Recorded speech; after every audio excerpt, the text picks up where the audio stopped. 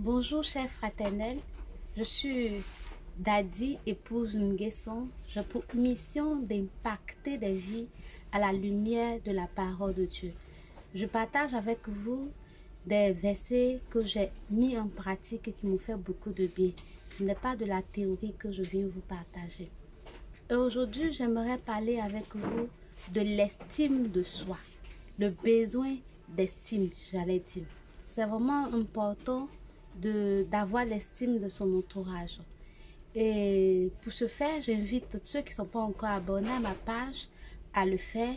Vous pouvez aussi vous abonner à ma page Facebook Daddy Family ou à ma page YouTube. Je vous invite également à aimer cette vidéo et à la partager autour de vous. Alors, beaucoup de personnes se donnent tellement de mal pour avoir l'estime de l'entourage. Certains vont jusqu'à faire des chirurgies aussi bien coûteuses que dangereuses. D'autres utilisent des moyens peu honorables sur les réseaux sociaux par des clashs et autres pour pouvoir avoir l'estime des personnes, des internautes. Même par moment, ils n'atteignent pas ce résultat-là. Alors, comment avoir l'estime des autres? Comment être estimé? C'est ce que je veux partager avec vous. Et vous pouvez prendre le livre de Proverbes au chapitre 12, le verset 8. J'aime beaucoup ce livre-là parce qu'il partage des paroles pratiques. Et si vous voulez acquérir de la sagesse, je vous invite à lire le livre de Proverbes. Il va vous faire beaucoup de bien. Alors dans Proverbe 12, le verset 8, il est dit qu'un homme est estimé en raison de son intelligence et que celui qui a un cœur pervers est objet de mépris. Ici, on a deux éléments. On a l'intelligence et on a le cœur pervers. Pour parvenir à l'estime, selon Proverbe, il faut être intelligent. Oui, l'intelligence force l'admiration. L'intelligence force le respect.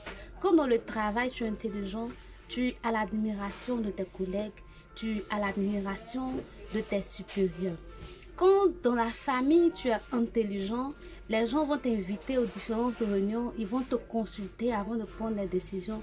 Parce qu'ils savent que quand tu fais sortir une parole, cette parole est en point d'intelligence, de sagesse. Tes prises de parole sont vraiment écoutées. Les gens vont venir vers toi, même en classe. Si tu n'es pas beau, tu n'es pas à la page, mais que tu es intelligent, forcément les gens vont t'estimer, ils vont t'apprécier, ils vont venir vers toi pour te demander comment on appelle, des explications, tout ça. Tu vas te faire des amis à cause de l'intelligence. Mais ici, je veux m'accentuer sur l'intelligence relationnelle. Il est important de cultiver l'intelligence relationnelle si nous voulons être estimés. L'intelligence relationnelle, c'est cette capacité-là de s'adapter, ou du moins d'adapter sa communication au type de personne qui est en face de nous. Et cela demande que nous puissions nous connaître nous-mêmes. Qu'est-ce qui te frustre? Qu'est-ce qui te fait plaisir? Qu'est-ce que tu aimerais qu'on te fasse?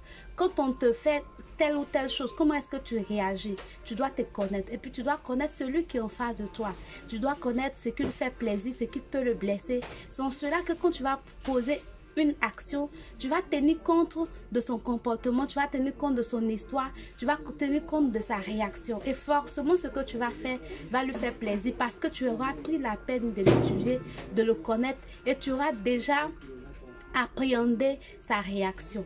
Donc, il faut être intelligent dans ses prises de parole. Il faut être intelligent dans le service. Tu peux faire du bien à quelqu'un, mais si ce n'est pas fait de façon intelligente, cette personne-là ne va pas apprécier le service que tu lui as rendu. Alors, tout ce que tu veux faire à l'autre, il faut que cela soit construit, que ça ne vienne pas de l'émotion. Même quand tu veux faire un reproche à quelqu'un, mais que tu prends la peine d'étudier cette personne, tu vas voir que même un reproche, la personne va apprécier ce reproche parce que tu auras fait cette remarque-là en tenant compte de lui, ses émotions, en tenant compte de ses attitudes. Alors, est-ce que cela suffit? Être intelligent, est-ce que ça suffit à pouvoir avoir l'estime? Je dirais non. Parce que si tu es intelligent et que tu as un mauvais fond, les gens vont venir vers toi pour prendre quelque chose, mais ils ne vont pas rester. Ils ne vont pas s'attacher à toi. C'est pourquoi la Bible dit que si tu as un cœur pervers, tu vas attirer le mépris. Oui, si ton fond est mauvais, si tu n'aimes pas les autres, si le succès des autres te fait mal, si tu es jaloux, si tu es haineux, si tu as un comportement immoral, si tu des projets malsains, les gens vont te mépriser, les gens vont te rejeter, les gens même vont te bannir de leur communauté. D'autres ne voudront même pas qu'on sache qu'ils ont une relation quelconque avec toi. Alors je t'exhorte à penser ton cœur, à pouvoir regarder dans ton cœur s'il y avait quelque chose de mauvais, s'il y a des choses qui n'honorent pas le Seigneur.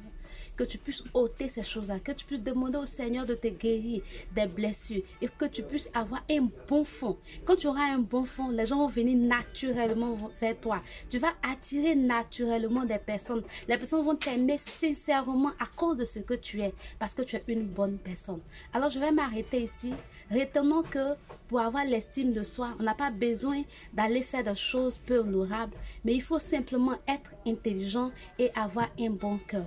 Que le Seigneur nous bénisse. Je vous prie de partager cette vidéo autour de vous et les gens vont vous estimer davantage parce que vous leur aurez donné de contenu qui va leur faire plaisir. Merci et bon début de semaine.